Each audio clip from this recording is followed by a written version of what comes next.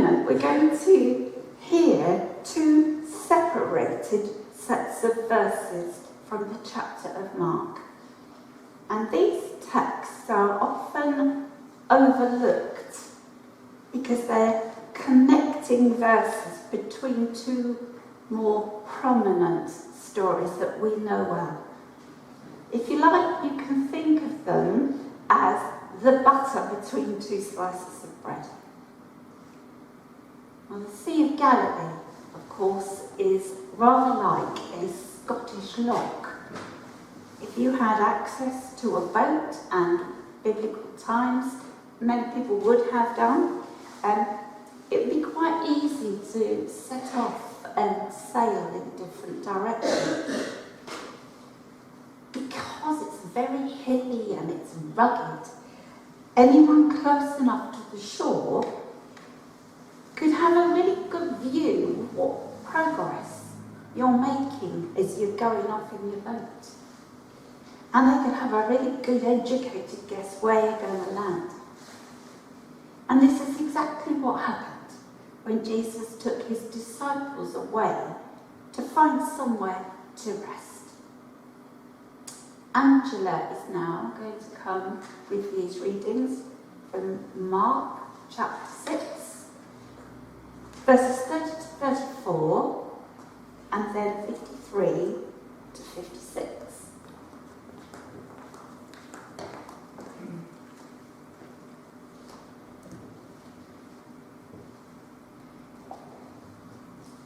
The apostles returned to Jesus from their ministry tour and told him all they had done and taught. Then Jesus said, "Let's go off by ourselves to a quiet place and rest a while." He said this because there were so many people coming and going that Jesus and his apostles didn't even have time to eat. So they left by boat for a quiet place where they could be alone.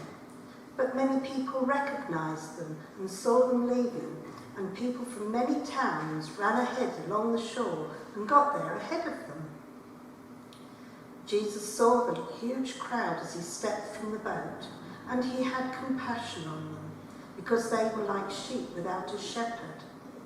So he began teaching them many things. After they had crossed the lake, they landed at Gennesaret. They brought the boat to shore and climbed out.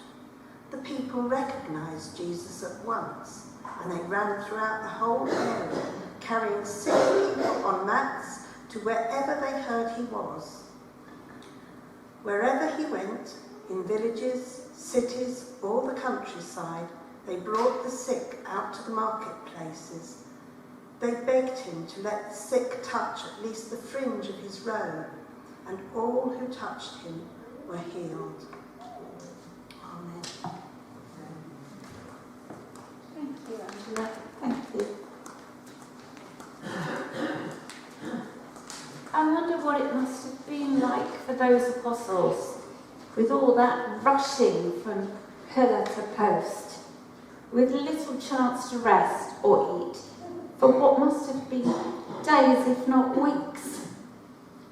No doubt they were being constantly jostled by the excited crowd who wanted to see this Jesus who came to heal. Well, we can't ever really know, but we can try. We're going to watch now and listen to a few suggested words that one exhausted disciple might well have said. And there will be a few moments at the end where you can consider her testimony and pray silently.